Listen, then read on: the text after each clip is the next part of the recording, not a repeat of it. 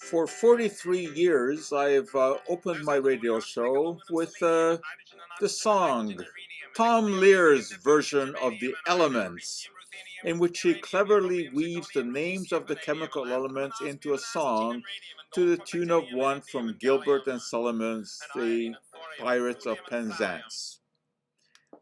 Tom, it turns out, contributed more than music to our culture. He came up with the Jell-O shot, a gel that, let's just say, has a bit of a kick to it. When Tom was in the Army in the 1950s, there was a Christmas party that, according to regulations, had to be dry. Tom and his friend had an idea to circumvent the rule by sneaking in booze in the form of a dessert of Jell-O made with alcohol. As it turned out, that took some experimenting. The schemers quickly discovered that you cannot make Jell-O with alcohol. And here we need to introduce some chemistry. Jell-O is made with gelatin, that in turn is made from collagen, a protein found in the bones, skin, and connective tissue of animals, including humans. Collagen is not soluble in water, but when it is heated, especially in the presence of acid or alkali, the long chains of amino acids that make up collagen are broken down into smaller fragments called peptides. These are soluble in water, and if the water is allowed to evaporate, a solid that can be processed into sheets or a powder is left behind. That is gelatin. When gelatin is dissolved in hot water, the tangled peptide chains separate and move around freely in solution.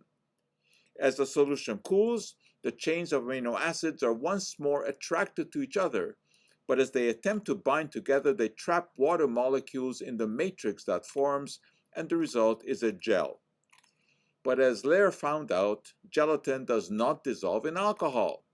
So the connivers had to first dissolve the Jell-O in hot water and experiment with how much alcohol could then be added before the gelatin was forced out of solution.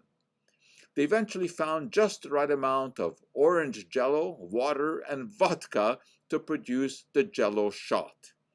There was no problem sneaking that into the party.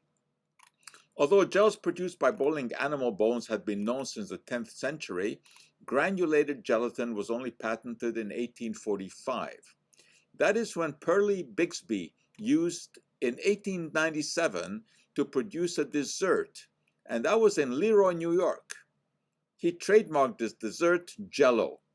Appropriately, it is in Leroy that you find the Jell-O Museum, replete with a host of memorabilia that includes samples of packages with all the different flavors, molds to make the gel, spoons with images of hockey players with which to eat it, and even the head and neck of a giraffe made by a taxidermist. Why? Because, as the ad says, Jell-O feels so good when it slides down the throat, and giraffes have longer throats for it to slide down. You can even learn that comedian Jack Benny was Jell-O's first spokesperson. I don't know how much publicity the museum gives to Jell-O's longest running spokesperson, Bill Cosby. Unlike Jell-O, that reference is likely to leave a bad taste in people's mouths. That for today is our Cup of Joe.